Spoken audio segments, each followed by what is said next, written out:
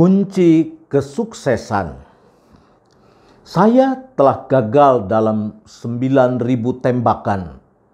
Saya telah kalah hampir 300 pertandingan. Saya 26 kali gagal saat dipercaya untuk menembakkan bola yang akan menentukan kemenangan sebuah pertandingan. Saya gagal dan gagal lagi dalam kehidupan. Itulah mengapa saya menjadi orang yang sukses.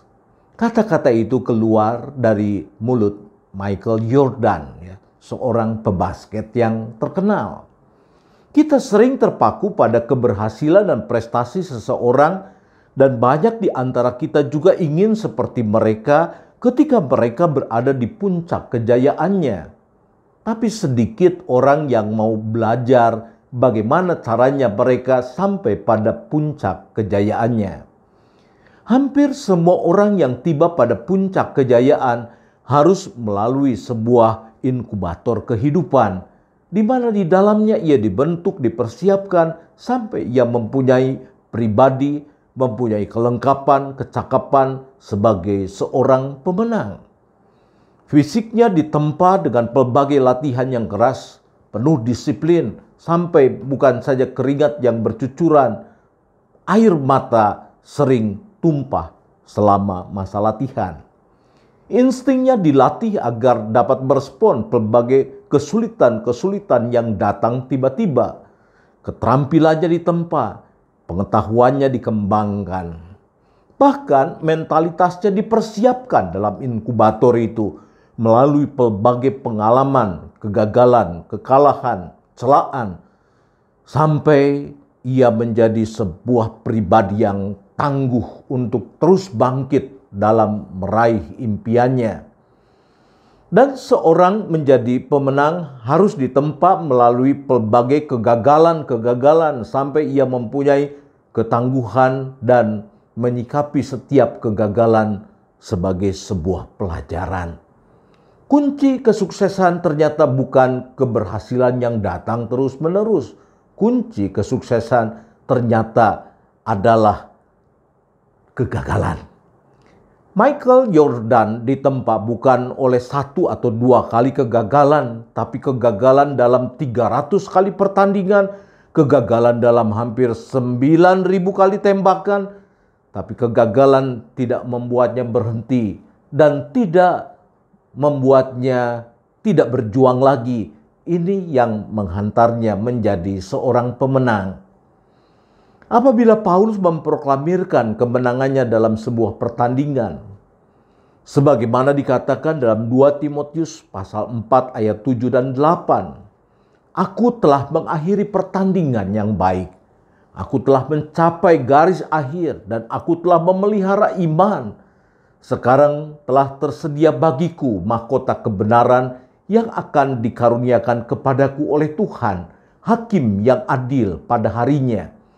Tetapi bukan hanya kepadaku, melainkan juga kepada semua orang yang merindukan kedatangannya."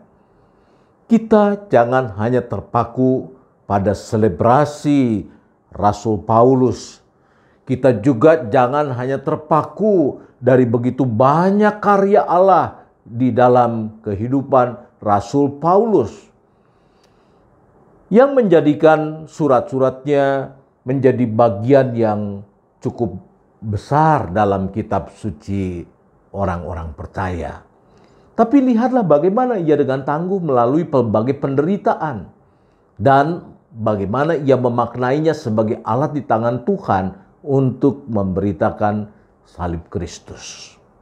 2 Korintus pasal 11 ayat 24 hingga 27 menceritakan sebagian kecil inkubator kehidupan yang harus Paulus jalani. Ia mengatakannya demikian. 5 kali aku disesah orang Yahudi, setiap kali 40 kurang 1 pukulan. 3 kali aku didera, 1 kali aku dilempari dengan batu, 3 kali mengalami kalam kapal, sehari semalam aku terkatung-katung di tengah laut.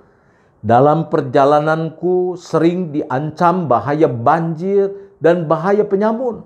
bahaya dari pihak orang-orang Yahudi dan dari pihak orang-orang bukan Yahudi, bahaya di kota, bahaya di padang gurun, bahaya di tengah laut, dan bahaya dari pihak saudara-saudara palsu. Aku banyak berjerih lelah dan bekerja berat. Kerap kali aku tidak tidur, aku lapar dan dahaga. Kerap kali aku berpuasa, kedinginan tanpa pakaian.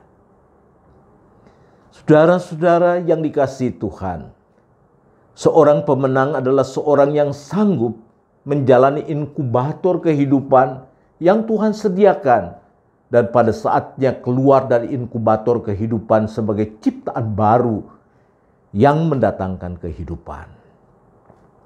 Jadi apabila kita mengalami pelbagai dinamika penderitaan, kita diajak untuk tetap bersandar pada Tuhan dan tetap melakukan apa yang menjadi kehendak-Nya.